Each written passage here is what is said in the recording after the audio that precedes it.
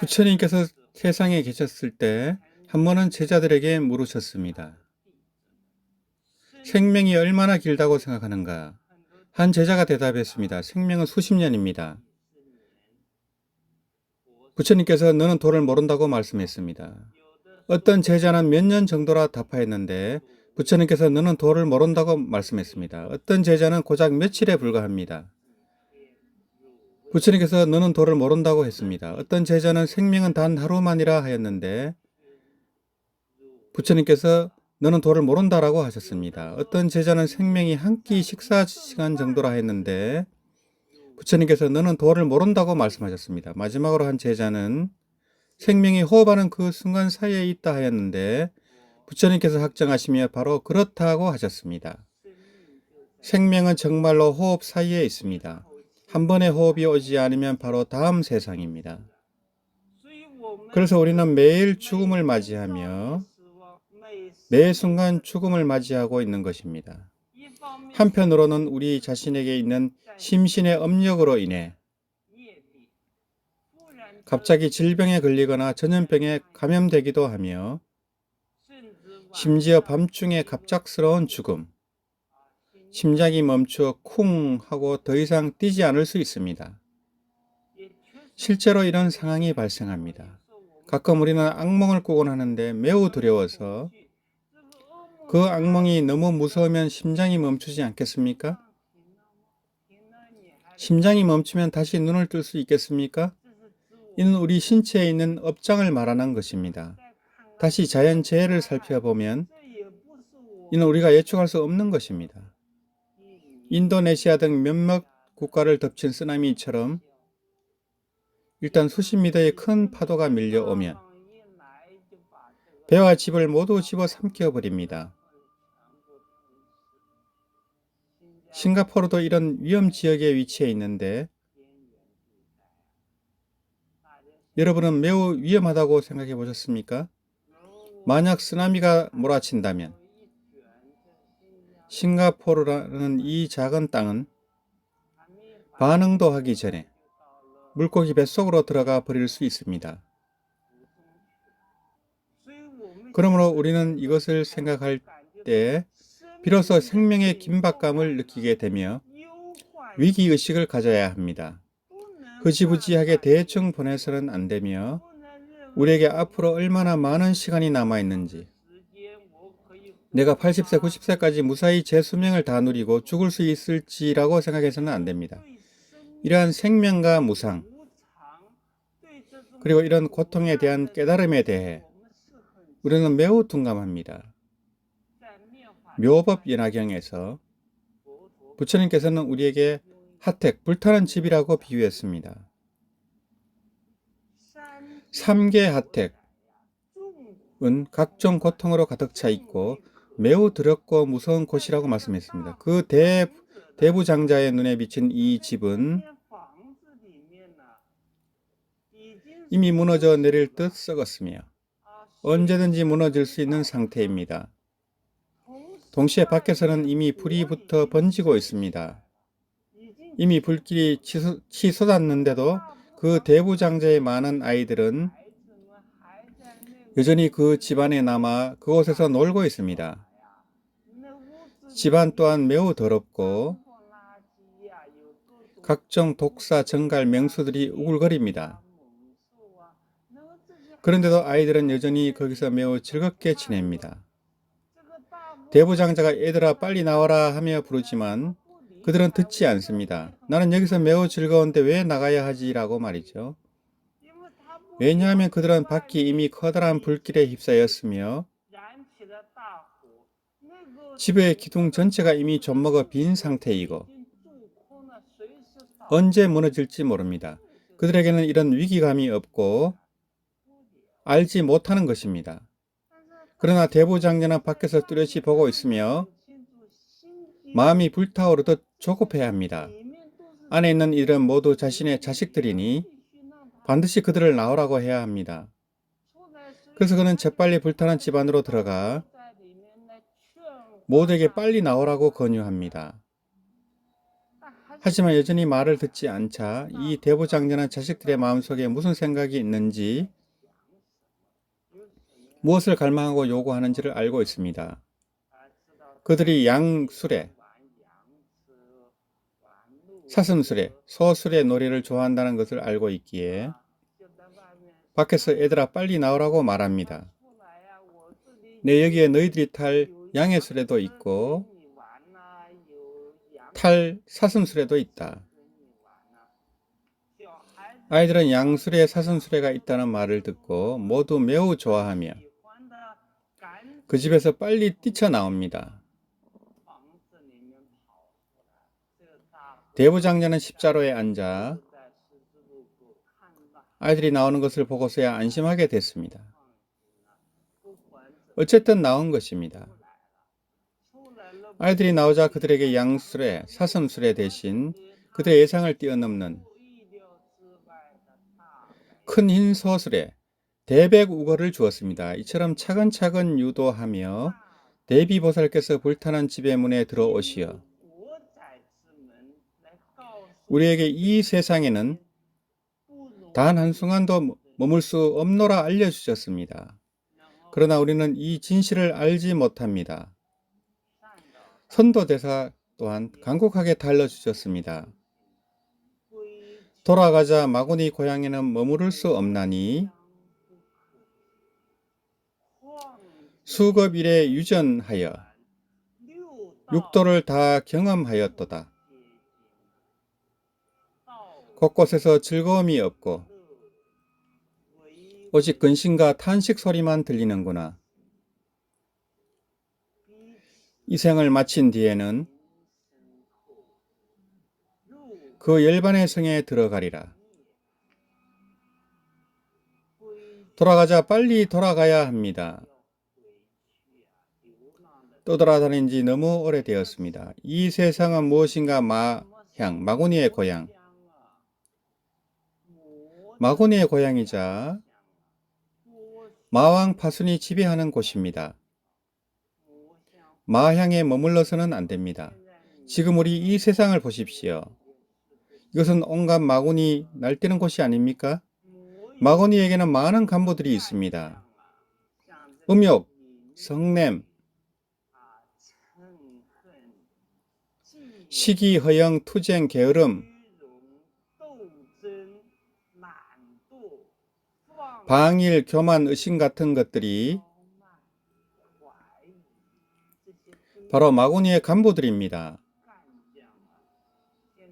지금 우리 중에 몇 명이 마구니의 소나기에서 벗어날 수 있습니까? 지금은 바로 마왕 파순이 승리가를 높이 부르고 있을 때입니다. 보라, 모두가 나의 마구니 세력 범위 안에 있구나. 누가 벗어날 수 있겠는가? 마군의 소나기에서 벗어나려면 나무아미타불입니다. 그러므로 마구니 고향에 머물러서는 안 됩니다. 무량급 이래로 우리는 3계 육도 속에서 아주 오랫동안 윤회해 왔습니다. 육도 안에서는 모든 곳에 다 머물러 봤습니다.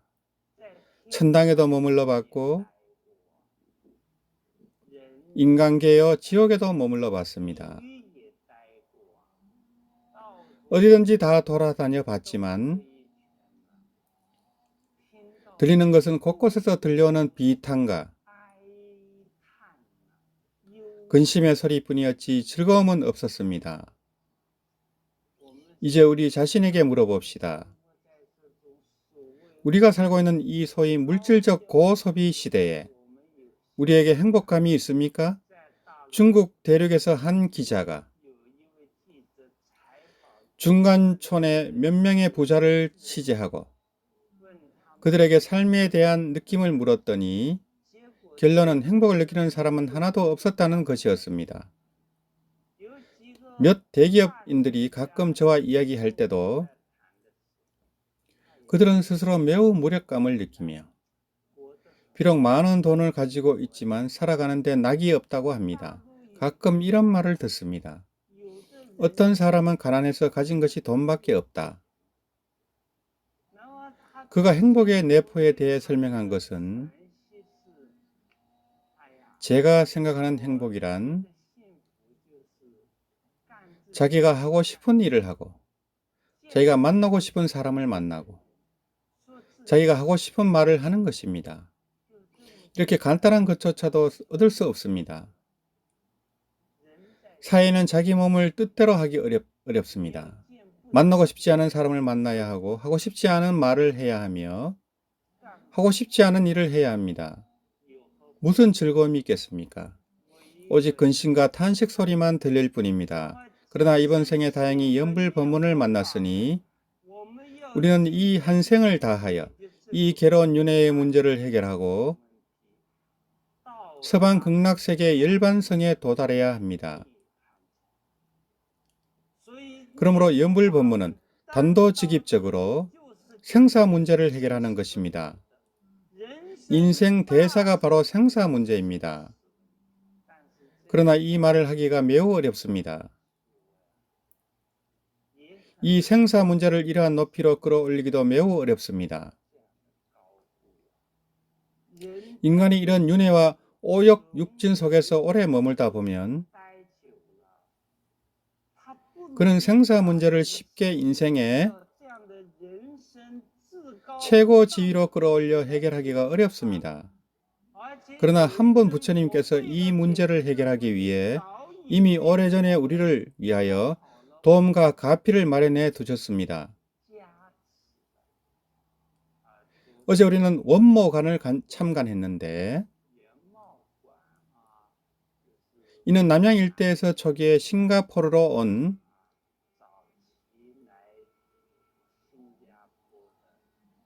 이들의 삶을 보여주는 곳이었습니다. 가끔은 매우 고생스럽고 힘들었다고 느껴집니다. 하인들이 해외로 와서 겪은 한편의 쓰라리고 고통스러운 역사입니다. 하교입니다. 만청 시절 중국의 국세가 세미해짐에 따라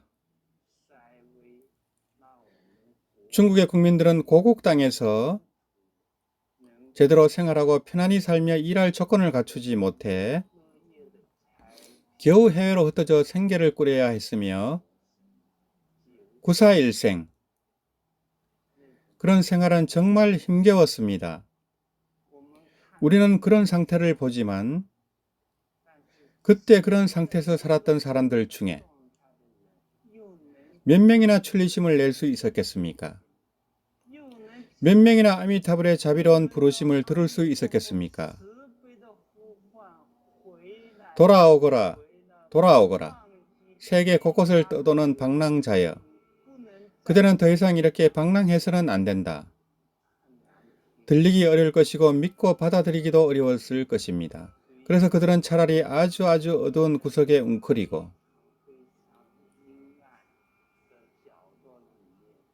정말로 어떤 존엄성도 없이 살아갔습니다. 이러한 믿음은 좀처럼 생기기 어렵습니다. 인광대사께서 젊었을 때 북경의 한 사찰에 머물렀을 때의 일입니다. 어느 날 그는 산책을 나갔다가 한 거지를 만났는데 나이는 대략 15, 16세 정도였습니다. 인광대사는 그를 유도했습니다. 내가 연불을 한 번만 하면 내가 너에게 돈 한 푼을 주마. 그러나 그 거지는 하지 않았습니다. 인광대사가 말했습니다. 한 번 연불을 하면 돈 10푼을 주겠다. 그래도 그는 하지 않았습니다. 이때 인광대사는 자비심이 일어나 주머니에 있던 돈 전부를 꺼내 그 자리에 쌓아두며 말했습니다. 단 한 번만 연불을 하면 이 모든 것을 너에게 주겠다. 그러나 그 거지는 이때에도 연불하지 않았습니다. 하지 않았을 뿐만 아니라 와 하고 울음을 터뜨렸습니다. 인광대사는 이 일을 통해 매우 깊은 감회가 담긴 말을 하셨습니다.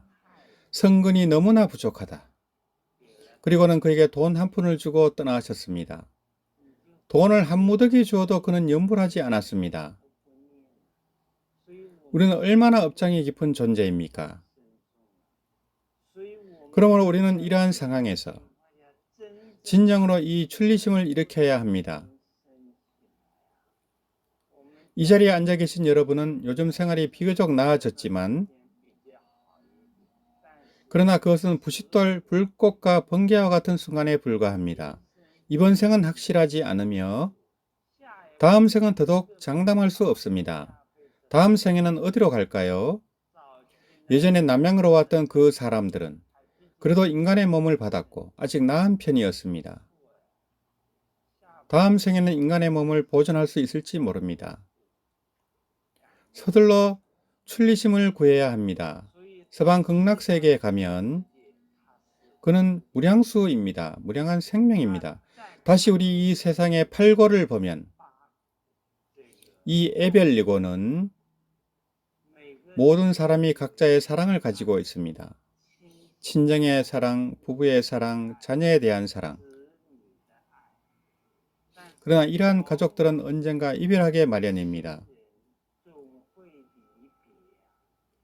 전쟁이 일어나거나 혹은 취직, 생존의 압박 등으로 인해 말이죠. 이런 이별, 이때의 고통은 서로 떠나고 싶지 않아 아침 저녁으로 항상 함께 하고 있길 바라지만 그러나 사람은 천혜에 갈라져 견우와 직녀처럼 매우 괴롭습니다. 이것이 에벨리고입니다.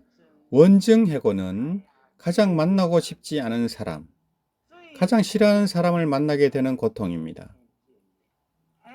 원수는 반드시 좁은 길에서 마주친다는 말처럼 사실 이것은 생명의 법칙에 부합합니다. 원수는 꼭 좁은 길에서 마주치게 됩니다. 만약 당신의 원수나 적이 당신은 싱가포르에, 그는 미국에 있다면 만나지도 않는데 어떻게 원수가 될 수 있겠습니까? 그는 반드시 당신과 동료가 되거나 부부가 되거나 부자가 되거나 자매가 되거나 이웃이 되어 매일 교류해야 하며 당신에게 잘 보이지 않게 굽니다. 그럼 무엇 때문일까요? 이유는 당신이 그에게 빚을 졌기 때문입니다. 숙세에 그의 목숨 빚을 졌거나 혹은 그의 돈을 빌렸거나 혹은 그의 감정을 저버렸거나 혹은 무언가를 빚졌기 때문입니다. 아무튼 꼭 만나야만 이 빚관계를 해탈할 수 있습니다. 해결할 수 있습니다. 그래서 당신은 매우 괴롭게 느끼지만 그 괴로움 속에서 빚 갚는 생각을 하십시오. 그러므로 이 원수와 적을 잘 해결해야 합니다. 원한을 선연으로 바꿔야 합니다. 이번 생에 다시 설상가상하지 말아야 합니다. 그가 어떻게 또 나에게 미안하게 했네? 나는 더 어떻게 해야겠다라고 하면 원한 위에 원한을 더 쌓는 것이 아니겠습니까? 빚 갚는 생각을 하십시오. 원수나 적을 대할 때 아이고 스스로 찾은 남편이 어쩌면 이렇게 게으르고 먹기만 하는지 나만 힘들게 돈 벌어다 그를 먹여 살리네 라고 생각한다면 당신이 그를 먹여 살려야 마땅합니다. 당신이 그에게 빚을 졌기 때문입니다. 마음을 평온하게 가지십시오. 아들이 능력이 없어 내 돈을 많이 썼구나. 혹은 스스로만 돈을 많이 벌고 나에게 한 푼도 주지 않는다. 그것도 정상입니다. 당신이 그에게 빚을 졌으니까요. 빚 갚는 마음을 가지십시오. 그러나 서방극락세계는 원수나 적이 없습니다. 모두 여러 선인들이 한자리에 모여 있어 서로 만나면 기쁨을 느끼고 서로 칭찬하며 상대가 도움이 필요하다는 것을 알면 할 수 있는 한 도와줍니다. 그들은 동체를 느껴 나라는 의식과 내가 소유하는 것이란 개념이 없습니다. 그래서 모두 만나면 매우 기뻐하며 원증해고에서 벗어납니다. 서방극락세계에는 부모, 아내, 자식도 없으므로 에벨리고도 없습니다. 모두 도반이며 도반들은 모두 지혜가 있습니다. 당신이 오늘 서방극락세계에 있다가 곧 그가 다른 세계로 가서 상구불도 하하 중생을 한다 해도 이런 이별은 상관없습니다. 그는 고통을 느끼지 않을 것입니다. 왜냐하면 그곳에는 감정에 얽매이는 것이 없기 때문입니다. 현재 사람의 고통은 바로 감정에서 비롯됩니다. 이 감정이 사람을 망칩니다.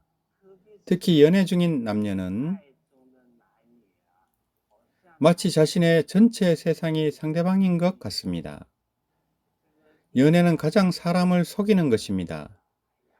아, 나는 그를 사랑해. 그는 얼마나 위대한지, 나는 얼마나 작은지. 이런 식으로 분비되는 화학 물질이 상대방을 완전히 미화시키고 상대방이 더 미화될수록 자신은 더 작아집니다.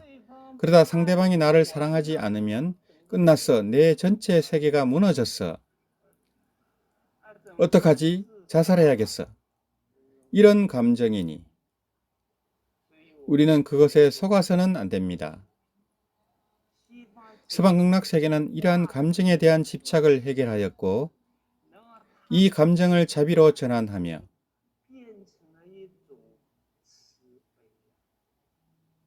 지혜로 해결합니다. 그래서 에벨리고와 원증해고에서 벗어나는 것입니다. 그런데 이 세상에는 구부득고가 있습니다. 우리가 생각해 보면 우리에게 욕망이 있기에 우리는 외부 세계의 다양한 것을 추구합니다.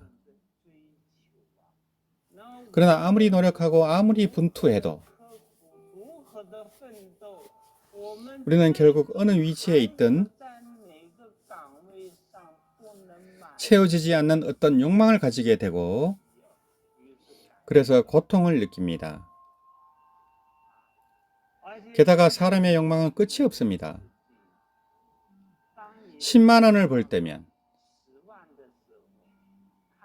100만 원 가진 사람을 보고 100만 원을 추구하게 되고 100만 원을 가지게 되면 다른 사람은 1억 원을 가지고 있고 1억 원을 가지게 되면 다른 사람은 300억 원을 가지고 있으며 300억 원을 가지게 되어도 자신이 아직 순위표 상위 10위 안에 들지 못했다고 느낍니다. 원래는 집도 없어 살기 어려웠는데 이제 3베드룸 아파트 한 채가 생겼는데 다른 사람은 4베드룸 아파트를 가지고 있네. 4베드룸 아파트에 살게 되어도 다른 사람은 해변에 별장을 가지고 있네. 이렇게 마음이 불평해지고 가시적 경쟁이 생겨 그는 계속 또 분투해야 합니다. 왜냐하면 이러한 별장이나 명품 자동차 같은 것들이 그의 신분과 그의 가치를 구현하기 때문입니다. 자신이 처장이 되면 부장 자리가 보이고 부장이 되면 대통령이 되고 싶어지며 대통령이 되면 국제기구 사무총장 자리가 보이고 그 자리도 한번 맛보고 싶어집니다. 그 자리에 오르면 전륜성왕이 있고 하늘에서 신선이 되는 것이 더 자제해 보입니다. 그런데 이 모든 것은 욕망의 구덩이를 채울 수 없습니다. 그러므로 우리의 이 구부득고를 해결하는 가장 좋은 방법은 만족하는 것입니다. 만족하는 사람은 비록 초가집에 살아도 천국과 같고 만족하지 못하는 사람은 천국에 살아도 초가집과 같습니다. 그러면 어떻게 만족할 수 있을까요? 바로 욕망을 줄이는 것입니다. 욕망을 줄여야 만족하고 만족해야 항상 즐겁습니다. 이것은 옛 성현들이 우리에게 알려준 행복의 한 처방입니다. 당신은 외부 세계에서 행복의 만족을 찾아서는 안 됩니다. 사실 그가 외부의 어떤 것을 추구하는 것은 인생의 가치에 대한 근본적인 해결책을 찾지 못했기 때문입니다.